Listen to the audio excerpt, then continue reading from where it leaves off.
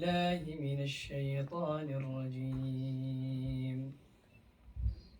ولقد آتيناك 7 من المثاني والقرآن العظيم. لا تمدن عينيك إلى ما متعنا به أزواجا منهم ولا تحزن عليهم واخفض جناحك للمؤمنين وقل إني أنا النذير المبين. كما أنزلنا على المقتسمين الذين جعلوا القرآن عضين. فوربك لنسألنهم أجمعين عما كانوا يعملون. فاصدع بما تؤمر وأعرض عن المشركين إنا كفيناك المستهزئين الذين يجعلون مع الله إلها آخر فسوف يعلمون.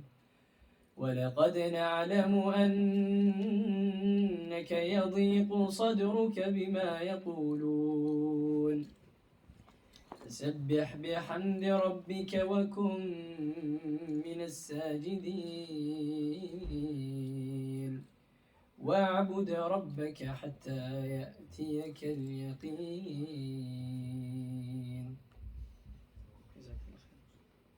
MashaAllah.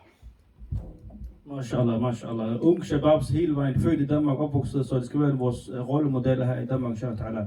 Hvis nogen der tænker, at Koran, det kan ikke lære, fordi at det er kun folk, der har boet i Mellemøsten eller Somalia, der kan finde Koran, det er faktisk en dårlig fakt. Det er noget, der ikke passer. Sheikh Umar, født i Danmark, Aarhus, Sheikh Suhaib, Shuaib, så MashaAllah. Så Koran, jeg vil ikke stå og holde en foredrag for jer herovre, men Koran, det er nøglen til alt. Koran, dommerdagen, den er med dig, din advokat eller imod dig.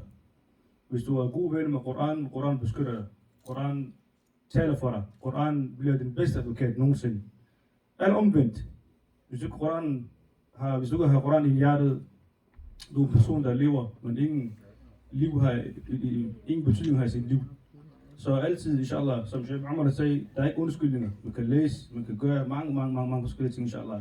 Prøv at implementere Koran i jeres hjerte, i jeres hverdag. 1 linje, 2 linjer, 3 linjer, hvad end det er, inshallah ta'ala, I får en kæmpe succes, inshallah ta'ala. Så I skal blive ved med, inshallah. Inshallah, hvad er planen efter det? Der er 16 minutter til, vi skal lave asr. Og så inshallah ta'ala, hvis I nu alle sammen ryster ben af, stille og roligt, pigerne det beder, drengene det beder, så tager vi vores næste foredrag, inshallah ta'ala. Er det aftale? Er I sulten? Okay, inshallah. Vi tager efter, inshallah ta'ala, så kun efter.